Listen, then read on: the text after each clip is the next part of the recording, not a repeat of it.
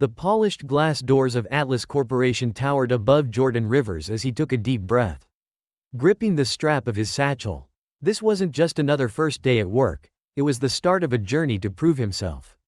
Not as the son of Malcolm Rivers, the towering CEO of the company, but as Jordan, an ambitious, capable young man determined to carve his own path. The lobby was bustling with energy, sharp suits, the soft hum of coffee machines, and the confident chatter of employees darting between meetings. Jordan blended into the crowd, his well-fitted gray suit and quiet demeanor making him appear like just another intern. No one suspected he was the son of the man whose name graced the company's towering skyscraper. This anonymity was intentional. Jordan had insisted on entering the company without fanfare or favoritism, much to the initial hesitation of his father. Malcolm, a self-made mogul, had eventually agreed, impressed by his son's resolve. "You'll face challenges, son," Malcolm had warned. "Prove yourself, but don't lose your sense of who you are." Jordan's resolve would soon be tested. The first meeting of interns was held in a bright, glass-walled conference room. The other interns were a mix of nerves and excitement, but Jordan's calm confidence drew some attention. As the door swung open, Derek Huxley, the head of their department, strode in. Derek was a man whose presence demanded attention, though not in a way that inspired admiration.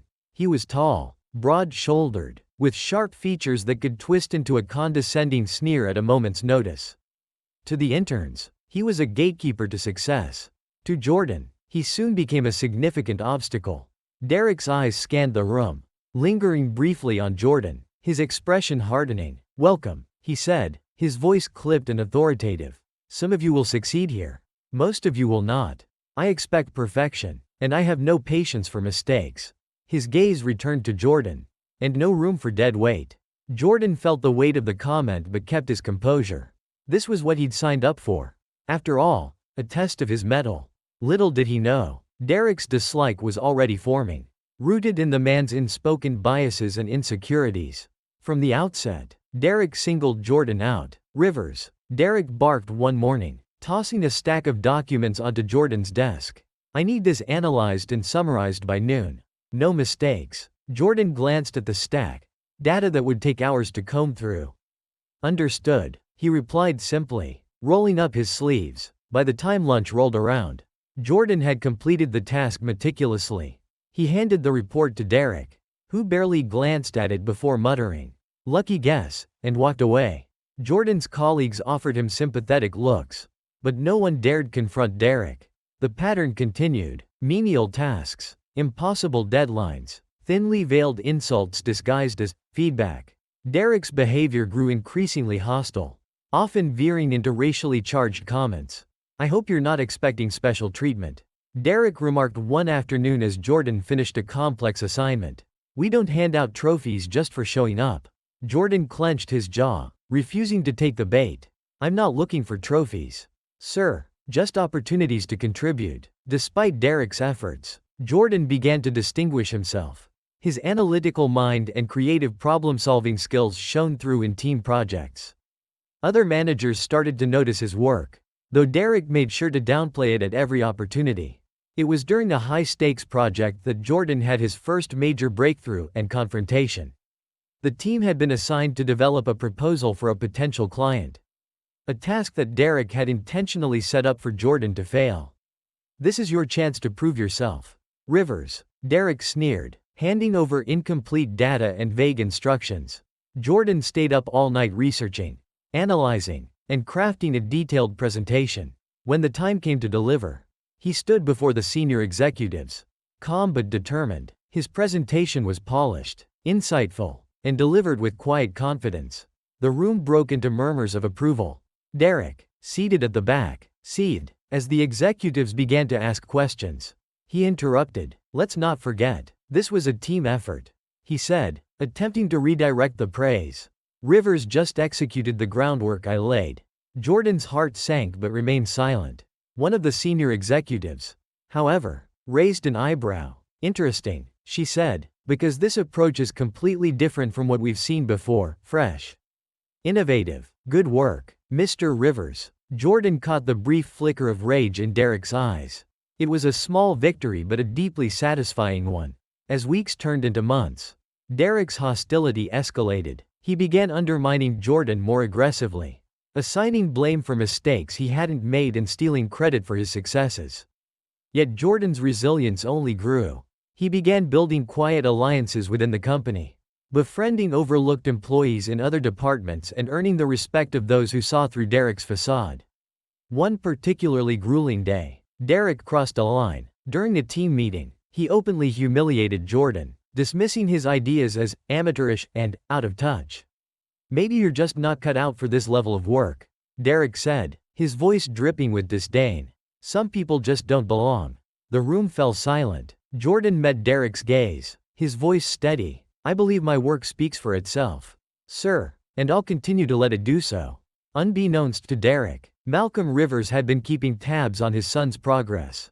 Reports of Jordan's work ethic and growing reputation had reached him, as well as whispers of Derek's behavior. Malcolm resisted the urge to intervene, trusting Jordan to navigate the challenges on his own. But Malcolm wasn't just a passive observer. He began orchestrating subtle tests for Jordan through other executives, assigning him increasingly challenging tasks. Each time, Jordan rose to the occasion, proving his capabilities without revealing his lineage. The tipping point came during a critical project for one of the company's biggest clients. Derek deliberately withheld vital information from Jordan, setting him up for failure. Yet Jordan, resourceful as ever, pieced together the missing data through his own research and delivered a flawless presentation. The client was thrilled, the senior leadership team was impressed, and Derek was livid. As the room applauded Jordan's performance, Derek stormed out, muttering under his breath. But Jordan didn't let the victory inflate his ego. Instead, he focused on the work ahead, knowing the fight wasn't over. Little did he know, the revelation of his true identity, and the fallout it would bring, was closer than he imagined. The days at Atlas Corporation began to blur for Jordan Rivers, each one packed with endless challenges and the same relentless hostility from Derek Huxley. Yet Jordan's determination remained steadfast, his focus on proving his abilities burning brighter with every passing moment. What started as small victories began to grow, but so did the intensity of Derek's animosity. The tension between them became a quiet battlefield, unspoken but palpable to those around them. The rising stakes. It started with an idea, a simple, innovative proposal that had the potential to save the company significant costs on a logistics partnership. Jordan had been working on it in his spare time, refining the numbers and streamlining the concept. When the opportunity arose during a team meeting to pitch new ideas, Jordan decided to take the leap. "Excuse me, Mr. Huxley," Jordan said, his voice steady but measured. "I've been looking into a potential optimization for our logistics chain. If I may, I'd like to share a few suggestions." The room fell silent as Derek's eyes narrowed. "Let's keep it brief, Rivers," he said, his tone dismissive. Jordan stood and calmly presented his idea. The clarity of his vision, backed by meticulous data, left many in the room nodding in approval. By the time he finished, even Derek's silence was telling. He hadn't anticipated such a polished pitch. "That's interesting," Derek finally said, his lips curling into a thin smile. "But it needs work. I'll review it later." His tone implied that the review would never happen. Jordan, however, anticipated this. He submitted the idea directly to a senior executive, ensuring it wouldn't get buried under Derek's desk. Days later, the concept was approved for further exploration, sparking excitement among the leadership team. But Derek wasn't celebrating, escalating hostility. From that day forward, Derek's disdain for Jordan became more overt. He assigned the young intern tasks meant to demean him, making coffee for meetings, organizing outdated files, even cleaning up the whiteboards after brainstorming sessions.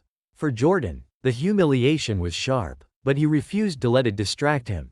Each task was completed with quiet efficiency, leaving Derek increasingly frustrated. "You think you're better than this, don't you?" Derek sneered one afternoon, cornering Jordan in the break room. "This is how things work here. You don't just walk in and expect to be taken seriously." "I don't expect anything, sir," Jordan replied calmly. "I'm here to earn it." The response only fueled Derek's anger. "We'll see how long that attitude lasts." Building bridges. While Derek's hostility continued, Jordan found allies in unexpected places. Mariana Lopez, a senior analyst who had experienced her share of discrimination as a Latina woman in the corporate world, took notice of Jordan's persistence. She began mentoring him quietly, offering advice on navigating office politics and honing his presentation skills. "You've got talent, Jordan," Mariana said one evening as they worked late on a joint project. "Don't let someone like Derek dim your light. Keep focusing on the work, it's the one thing they can't take from you." Jordan took her words to heart. He also began connecting with other employees, especially those from underrepresented groups who shared their own stories of resilience. Together, they formed a quiet network of support, exchanging strategies to thrive in a workplace that wasn't always welcoming. The client pitch. A pivotal moment arrived when Jordan was unexpectedly called upon to assist in preparing for a major client presentation. Derek, of course, saw this as an opportunity to sabotage him. He deliberately withheld key details, providing Jordan with outdated data and vague instructions. But Jordan, undeterred, dug deeper. He stayed up through the night cross-referencing reports, speaking with employees in other departments, and piecing together the full picture. By the time the day of the presentation arrived, Jordan was ready, standing before the room of executives and clients. Jordan delivered his pitch with confidence and precision. His ability to anticipate questions and provide thoughtful solutions impressed everyone in attendance. The clients were thrilled, and the deal was secured. The success should have been a moment of triumph. But Derek couldn't let it stand. As soon as the meeting ended, he pulled Jordan aside. "Don't think for a second that this changes anything," he hissed. "You're just an intern, nothing more." Jordan met his gaze, his expression calm. "And yet, I'm here making an impact." That speaks for itself, doesn't it? The truth unravels. As Jordan's reputation quietly grew, Derek became desperate to regain control. One afternoon, he stumbled across a file in the HR database that revealed Jordan's true identity. The son of Malcolm Rivers, the CEO's own flesh and blood. Derek's lips curled into a smirk. He finally had leverage. The next morning, Derek confronted Jordan in the hallway, his tone dripping with false camaraderie. "Jordan," he said, his voice low, "I know your little secret. It's quite the advantage, isn't it? Having daddy in the big chair." Jordan froze, his stomach twisting. He hadn't expected this moment so soon. "Don't worry," Derek continued, leaning in closer. "Your secret's safe with me. For now. But if you want to stay under the radar, I suggest you start doing things my way." Jordan's heart pounded, but he steadied himself. "You can say whatever you want," he said, his voice firm. "I've earned my place here, and no amount of threats will change that." The response caught Derek off guard, but he quickly recovered, his smile turning icy. "We'll see about that." The sabotage attempt. Desperate to discredit Jordan, Derek orchestrated an elaborate scheme. He altered financial data on a critical report and ensured that Jordan would be the one to submit it to the leadership team. When the discrepancies were discovered, Derek was quick to place the blame. "It's unfortunate," Derek said during the meeting, feigning disappointment, "but we can't tolerate carelessness, even from our interns." Jordan, however, had anticipated something like this. Before submitting the report, he had double-checked the numbers and saved copies of the original data. Calmly, he presented his evidence to the room, exposing Derek's tampering. The leadership team was stunned. Derek's face turned pale as the weight of his actions became clear. Though the meeting ended without immediate resolution, it was clear that the tides were turning. The turning point. Behind the scenes, Malcolm Rivers had been monitoring the situation. While he admired Jordan's resilience, he knew it was time to step in, not to protect his son, but to ensure justice was served. Meanwhile, Jordan continued to focus on his work, refusing to let Derek's schemes distract him. The pressure was immense, but so was his determination. Each success brought him closer to his goal, even as the shadow of his hidden identity loomed larger. The stage was set for a revelation that would shake the company to its core. But for now, Jordan remained in the shadows, his resolve unshaken. The true battle was only beginning. The hum of Atlas Corporation grew louder as deadlines loomed. Meetings stacked up, and expectations tightened. Jordan Rivers moved quietly through it all, a calm figure amidst the chaos. But beneath his composed exterior, a storm brewed. Derek Huxley's attempts to undermine him were intensifying, but so were Jordan's victories. The tension between them wasn't just palpable, It was escalating into a silent war. Fought through veiled words, office politics, and mounting stakes. A new challenge. One rainy Monday morning, an unexpected email landed in Jordan's inbox. A project invitation from Alicia Matthews, the vice president of strategy. She wanted input from the brightest interns on a key proposal for the company's new client, Vanguard Global Logistics. It was a golden opportunity, one that Derek immediately sought to twist into another trap.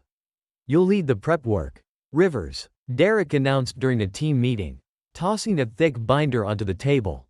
"It's all there. The deadline is Friday." Jordan flipped through the binder, frowning at the outdated data and vague instructions. It wasn't a guide, it was a minefield. Derek's smirk confirmed as much. Later that evening, as the office lights dimmed and most employees filtered out, Jordan remained at his desk. He pored over the data, uncovering gaps and inaccuracies. The deeper he delved, the clearer it became. If he followed Derek's information, the presentation would fall apart. So, Jordan did what he always did: he worked smarter.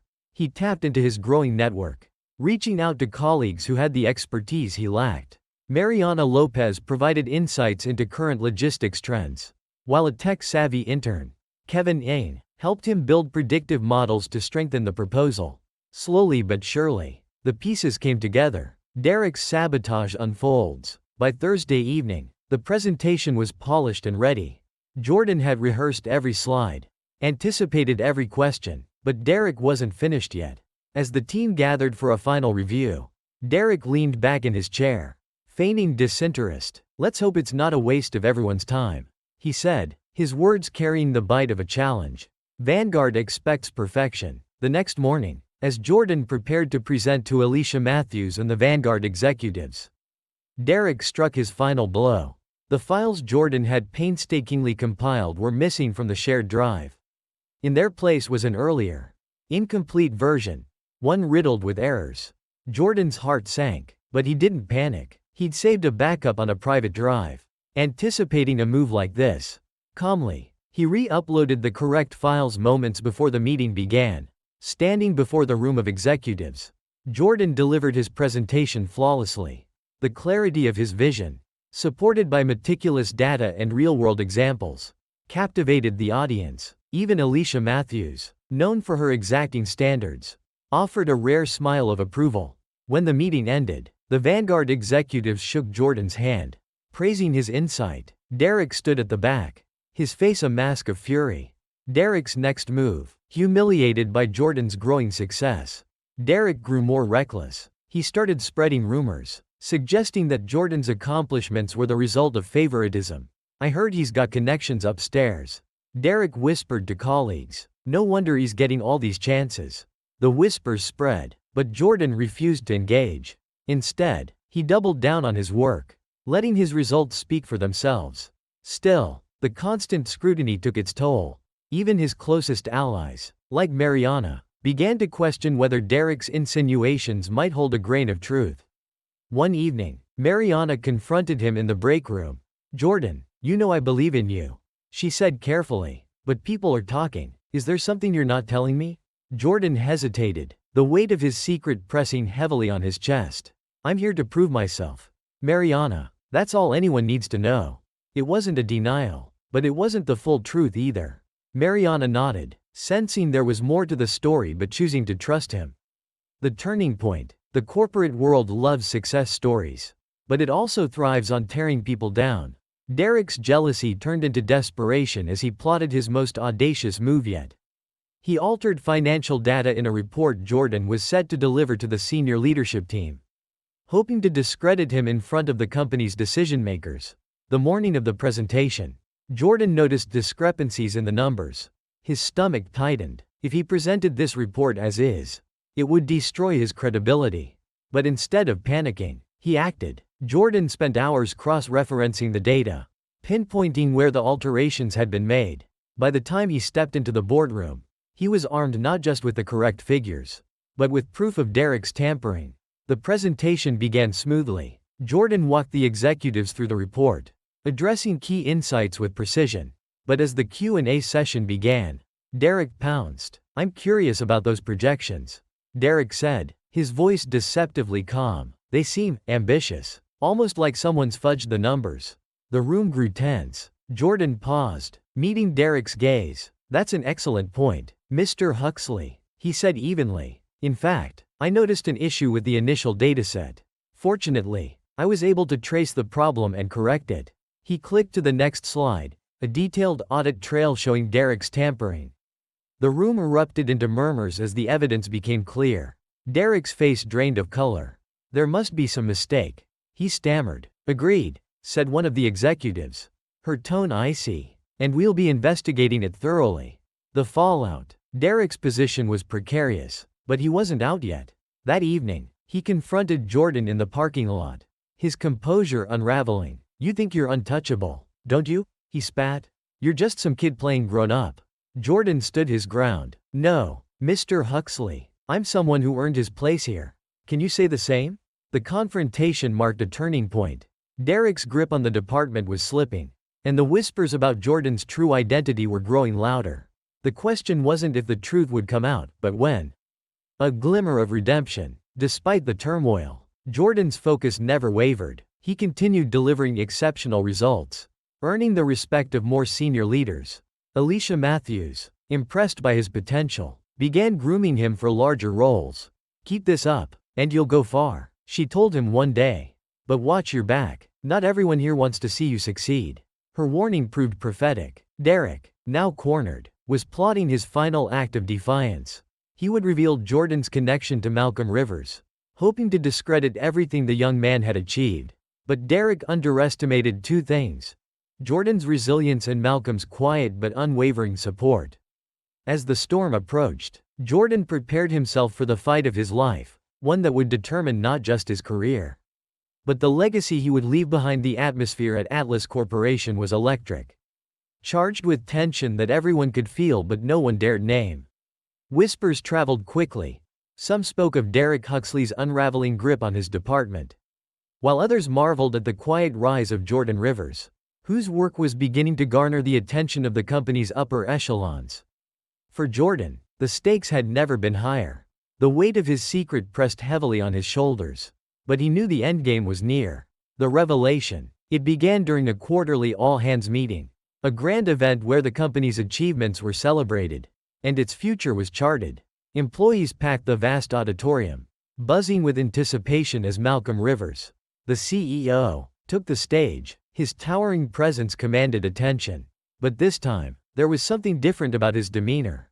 His usual air of calm authority carried an edge of purpose. Jordan sat near the back, unnoticed amidst the crowd. He'd been invited like every other intern.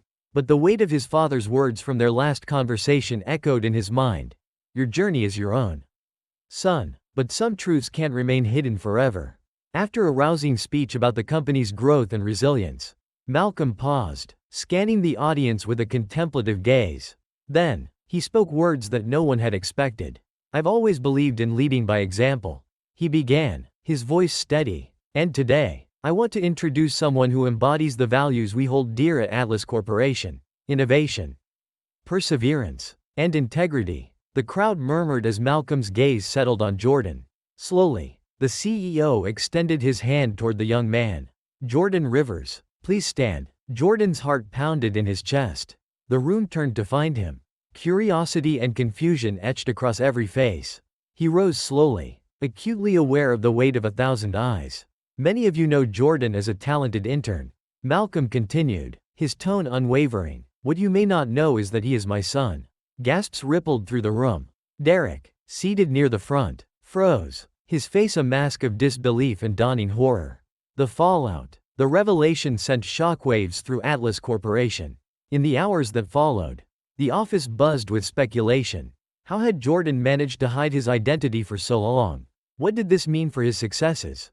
But for those who had worked closely with him, the news changed little. Jordan's work ethic, humility, and talent had always spoken louder than any connection he might have had to the CEO. For Derek, however, the revelation was catastrophic. His carefully constructed narrative, that Jordan's achievements were undeserved, crumbled in an instant. Worse still, the audit into his actions was nearing completion, and the evidence of his misconduct was damning. The following week, Derek was summoned to a meeting with the executive board. There, he was confronted with the full extent of his actions, the sabotage, the altered data, the targeted harassment. Each piece of evidence was laid bare, and Derek's protests grew weaker with every passing minute. Malcolm Rivers, who sat silently for much of the meeting, finally spoke. At Atlas Corporation, we value integrity above all else. Your actions, Mr. Huxley, have not only violated that trust but have harmed those who sought to contribute meaningfully to this company. Effective immediately, you are terminated. Derek's face crumpled as the weight of his actions sank in. Security escorted him from the building, and for the first time in years, Derek Huxley found himself utterly powerless. The aftermath. Derek's departure was swift, but the scars he left behind lingered.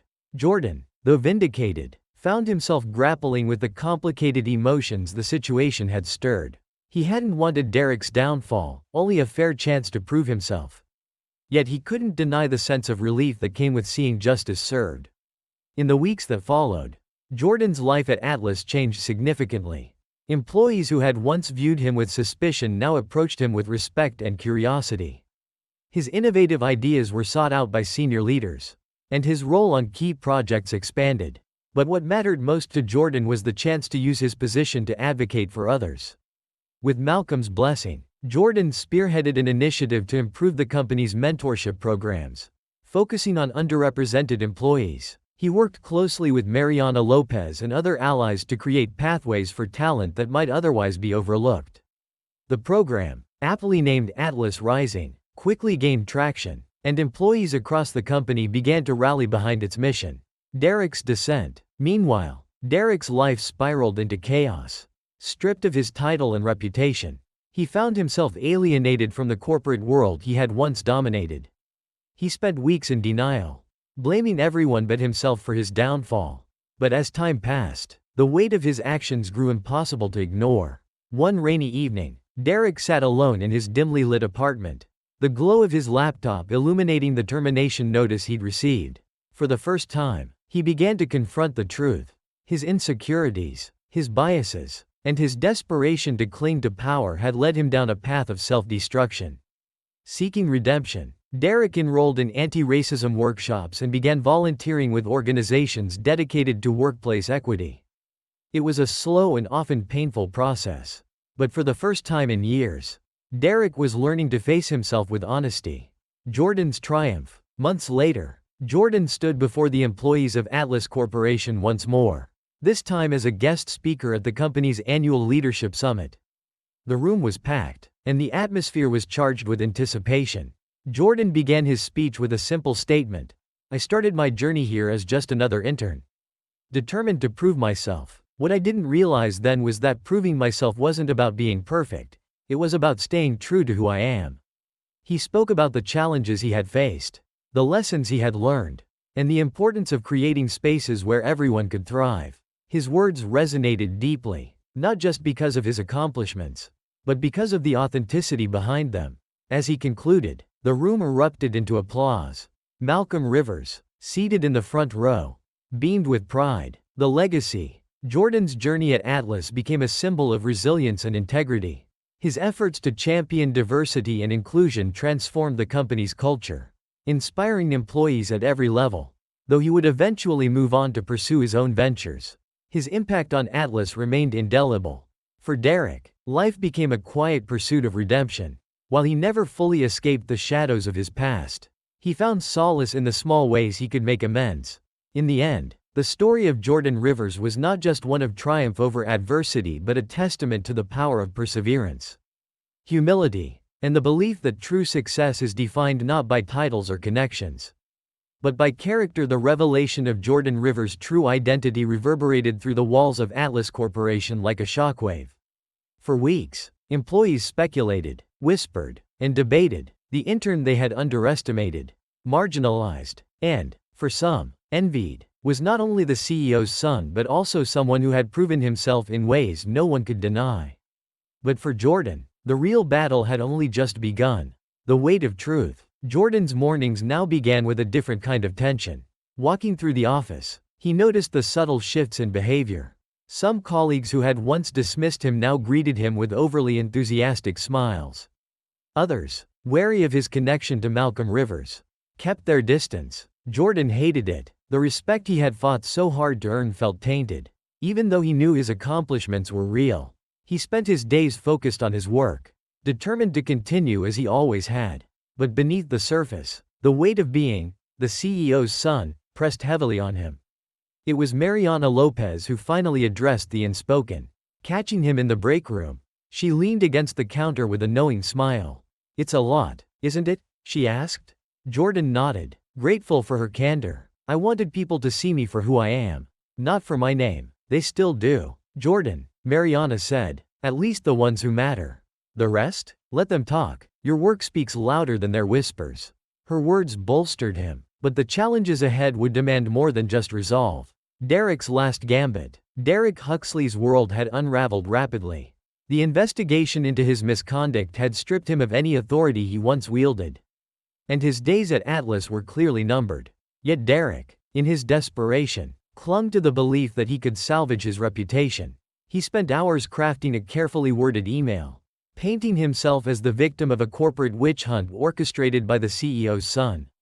When he sent the email to several senior executives, he waited, convinced it would spark outrage. But instead of sympathy, he received a curt response from the legal team. His accusations were unfounded. And his actions had already been documented. His termination was imminent. Enraged and humiliated, Derek decided to go out swinging. He arranged a meeting with the department staff under the pretense of addressing recent developments. What unfolded was nothing short of a spectacle.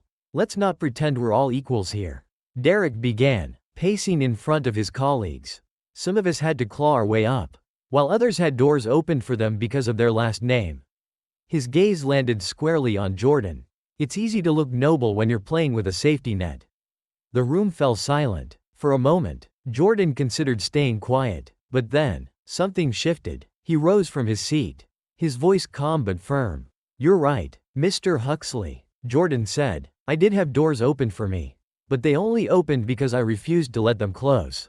I've earned my place here, not through favors, but through hard work, despite the challenges you've thrown in my way." The staff, many of whom had witnessed Derek's hostility firsthand, nodded in quiet agreement. Derek's face twisted in frustration, but he had no retort. The meeting ended with an air of finality, and Derek left the room knowing his time was up. A public reckoning. A week later, Derek's termination was officially announced. The email from HR was brief, citing a violation of company ethics. But for Derek, the real humiliation came when Malcolm Rivers addressed the company in a live-streamed meeting.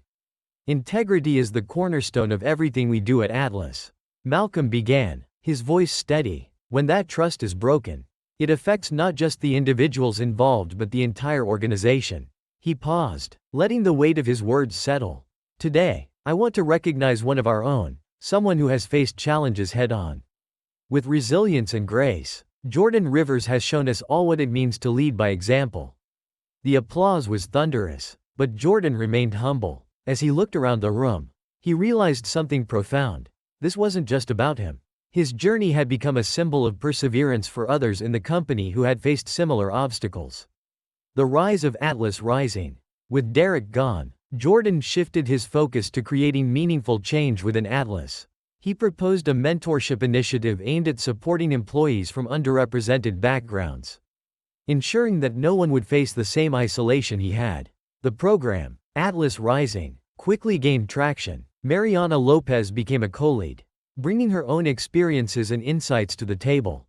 Together, they organized workshops, networking events, and leadership training sessions. At the program's first event, Jordan stood before a packed auditorium. "When I started here, I wanted to prove myself," he said, his voice steady but filled with emotion. "What I've learned is that success isn't just about individual achievement, it's about lifting others as you rise." The applause was deafening. Employees from all walks of life approached him afterward, sharing their gratitude and stories. For many, Atlas Rising wasn't just a program, it was hope. Derek's descent. While Jordan thrived, Derek's life spiraled further out of control. Without his job or reputation, he found himself alienated from the corporate circles he once dominated. Weeks turned into months, and Derek was forced to confront the truth he had avoided for so long. In a rare moment of introspection, Derek began attending workshops on workplace equity and bias. At first, he resisted, bristling at the uncomfortable truths presented to him. But as the weeks passed, something shifted. He started to listen, to reflect on the choices that had led him to this point. Derek's journey was far from redemption, but it was a step toward understanding. He began volunteering with organizations dedicated to creating inclusive workplaces, hoping to make amends in whatever small way he could. The legacy. Months turned into years, and Jordan's impact at Atlas only deepened. Under his leadership, Atlas Rising grew into a cornerstone of the company's culture, inspiring similar programs in other corporations. Jordan eventually moved on from Atlas to start his own consultancy, focusing on workplace equity and leadership development. His name became synonymous with resilience and integrity, a testament to what could be achieved when determination and character triumphed over adversity. For Malcolm Rivers, watching his son's journey was a source of immense pride. In one of their final conversations before Jordan left Atlas, Malcolm offered a rare moment of vulnerability. "You've exceeded every expectation I ever had, son," he said, his voice thick with emotion. "Not because of your success, but because of the man you've become." Jordan smiled, his heart full. "I learned from the best." A message of hope. Years later, Jordan returned to Atlas as the keynote speaker for the company's anniversary celebration. Standing before an audience of thousands, he spoke not just of his journey, but of the collective power of resilience and inclusion. "Our greatest strength," he said, "is our ability to lift one another up, to see beyond our differences and recognize the potential in every voice." The standing ovation that followed wasn't just for him, it was for the future he had helped create. In that moment, Jordan knew that his story, and the lessons it carried, would endure.